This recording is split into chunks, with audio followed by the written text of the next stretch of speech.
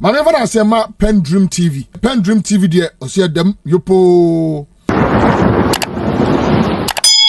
Mema wakwaba e de ba PENDREAM TV so make sure say obe subscribe to channel no click bell so say the news to our sabit me aka ntem no watie afa so make sure say obe like na wa comment no share ama afoforo so nsaka na comment section ho so no opese wo kire wa adwen obetimi e de wa adwen kire ato honom na manfo so anya bia kenkan na onim say PENDREAM TV there eye nsem a ekoso Ghana yam politics mu ne de ba na yasaka ya ne de abranti na so me video I saka pese no che na ye de ba nti me mo modern astro so obehwe video we amana si awie na wa kire wa adwen e comment section na se yenko video. Annie, I am so surprised and shocked at the same time by whatever posture Tabitha has taken this morning. According to Dr. Bawumia's logic, from what Tabitha is saying, my name is Dr. Bawumia. I am the vice president of the ruling government. The government should increase tariffs at the ports. The government should introduce new taxes. The government should make inflation high that we cannot control. The government should spend recklessly. The government should actually supersede a cedi that has depreciated a record high in the history of Ghana. But when I am voted to become a president, I, Dr. Bawumia, who helped my president as a vice president to put Ghanaians into this economic hardship, would see a turnover. What sort of kindergarten economic solution is this one? And I am so surprised that Tabitha is now realizing that food items are actually seasonal. Under President Mahama and the NDC, food items were not seasonal. Yam was not seasonal. Tomato was not seasonal. Honey, the problem with economic hardships, particularly with the food inflation, that the NPP is failing to recognize is that there are lots of farmlands that have been converted into galamsey sites under their galamsey campaigns. Hey, I didn't even think of that. So at the end of the day, whatever we are supposed to even cultivate, the few that we have to cultivate, we can't cultivate and make any earnings out of it. Because all our farmlands have been turned into galamsey pits. The second aspect of this food inflation is that, Annie, we would have to spend a lot of money to import. And when we are importing, you know, we import with dollars. So if the cedi has depreciated to the barest minimum, and a cedi to $1 is now 16 Ghana cedis, and I would have to import tomato or onion from Niger, how much do you think I'm going to import that product for?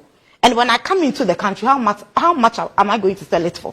And surprisingly, it is painful that Tabitha and his NPP will seek to run down the intellect of the ordinary Ghanaian trader who has been selling foodstuff all these years, that it is on mere speculations that they increase prices. So somebody at Kaneshi Market this morning will just sit at Kaneshi without knowing the price of food items, without even knowing that this is the amount of money I bought the food stuff for, and I have to add this amount to it so that I break even or get my profit margin. And that they would have to sit in the market and just wait for anybody to come and make mere speculations, borrowing the worth of his own flag bearer. When the economy is weak, prices of food items will keep exposing you. The painful part of this whole thing is that even if the prices of these items were increased and we have the purchasing power to even buy, then at least we know that we are surviving in this country. And in this country, we are not surviving. It is just by hope, just by the power of God. That is the economic situation of Ghana. So in Ghana, we don't have any economy. We have just by the power of God.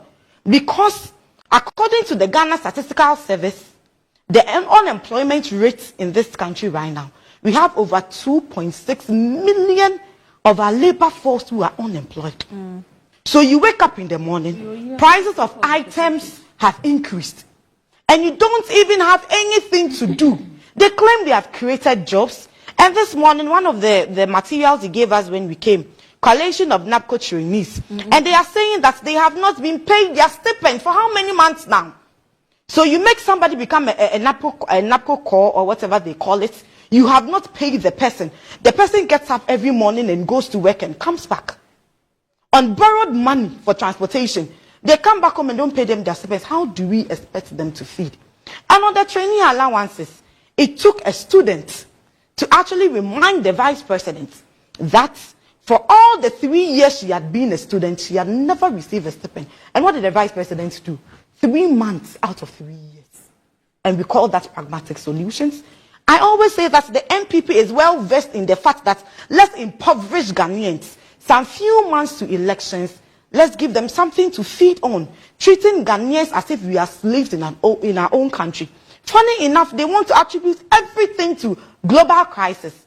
I mean, when COVID-19 came, we were the least hit. If you want to compare ourselves to the global markets. What happened in China? How many people lost their lives? They want to compare Russia-Ukraine war. What missile came to Ghana? In any case, the Ukraine government, that we want to cry foul more than them, their economy is actually on the rise. They recorded growth in 2023. What is happening in Ghana? And with the COVID-19 expenditure, and I will say thank you to IMF, because under the IMF conditionalities, they were forced to publish the Auditor General's report on the COVID-19 expenditure. And what did we see in that expenditure? In that expenditure, people from the Ministry of Information paid themselves 151,500 Ghana cedis as allowances that they were not supposed to be paid, because those allowances were going for people who are health workers and who are actually in the face of risk. In that report, we paid for vaccines that we never received. We spent millions to pay for vaccines we never received. Under that same, retrieve that money. Good.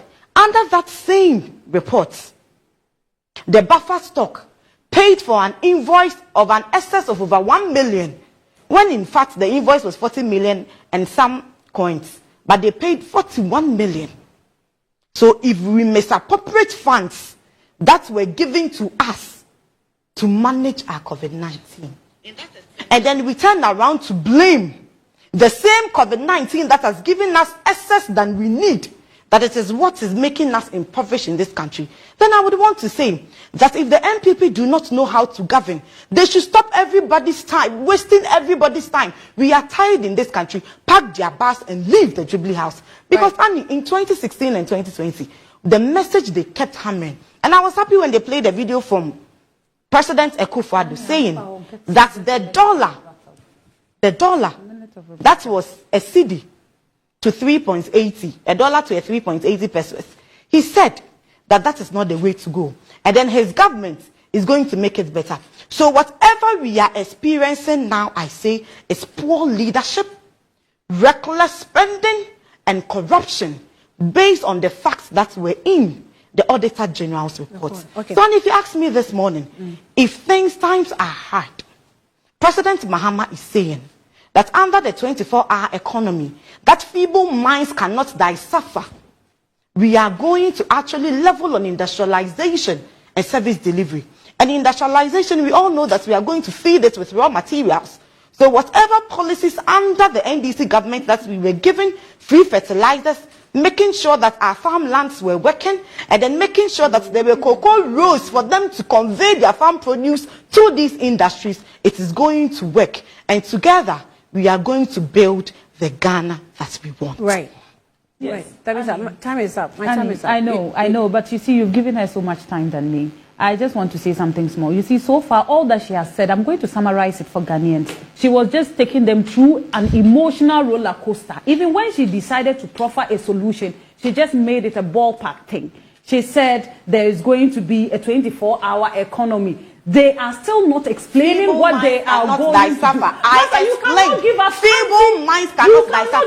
So if you have a feeble mind and you cannot decipher, don't pretend that Ghanaians' minds are feeble as yours. I'm talking to you. You are talking to who? My dear, you people should go back and do your homework well. I've realized that you people just come here and say 24 hours. You couldn't tell us Did your I 24-hour is going to be service delivery. Do you know the number of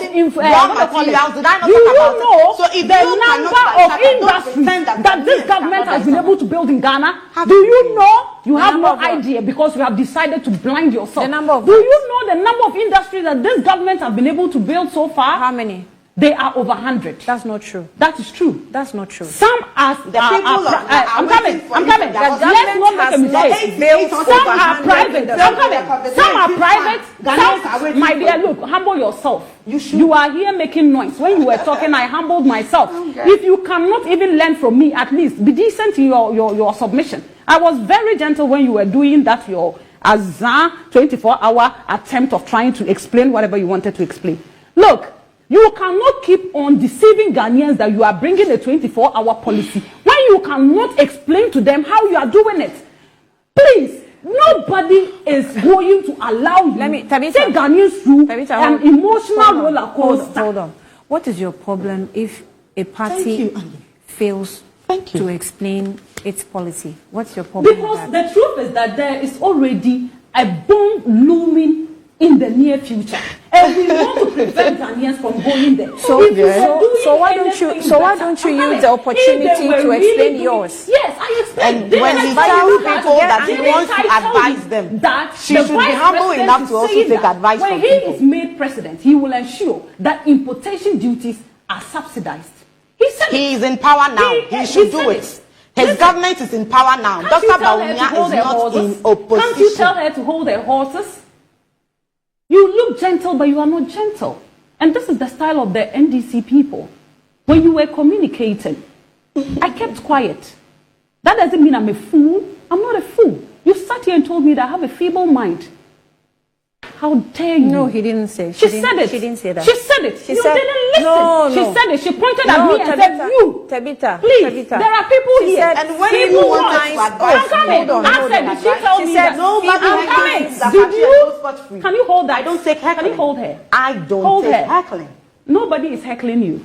You decided to heckle you were here when she said she wants to advise me. So if I've taken your advice in good faith and I'm advising you, please, Louisa, hold on. She said feeble minds cannot decipher. Yes, and I said, what do you mean? And she said, feeble minds like you can play the game, the video again. She pointed at me.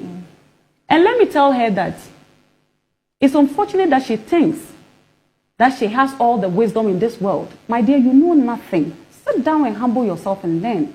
We are all in this world learning. Every day there is something new to learn. If you don't humble yourself, you will never learn. And that is what they failed to do all these years. Okay. The NDC doesn't learn. That is why I've always told you that let's stick to issues.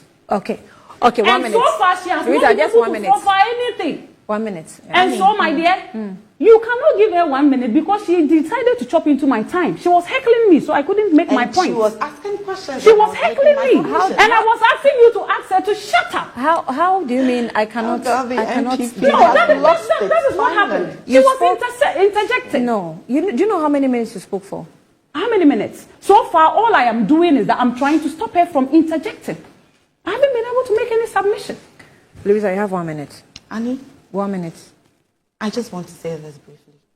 He who goes to the table of equity must do so with clean hands. You know, if you want to Ghanaians advise people, they have seen that there hasn't been fair, what they call it, distribution of time. The heckling has always come from her. Ghanaians are the best judge. They will judge between the two, the characters that we have portrayed this morning. And I want to talk to my sister. If your government is being heckled and you feel pained with the facts, don't come at people. If you don't know this, learn it today from this desk, that you do not go at people. I have never done that on any. I have been talking for this government for so many years. I have never attacked an individual. And for her to sit here and tell me that I have a feeble mind, I leave her to her conscience. That is if she has one. Okay. And going forward, she should learn to humble herself. Okay. There are others that are more wise than her. They are wiser than her. They will never go off track. You are off track. Put yourself in check. When you feel pained, that your government is still not able to explain to Ghanaians. Do you have anything to say about freedom mind? To tell Ghanaians how you intend to do the 24 hours of an emotional roller coaster. That is what you people are doing to If she Ghanaians. wants to be on an So emotional far, roller coaster. that is what you people are doing to Ghanaians. Okay. You're not giving them any solutions. Okay, You're just taking them through emotional. We'll wrap it up here. Ghanaians are aware of The our intelligence problems. person. Okay, we'll wrap it up is here. worried. I'm grateful for your time. I'm grateful for your time, ladies. And that's what we have for you this morning. Good morning. And we're back tomorrow.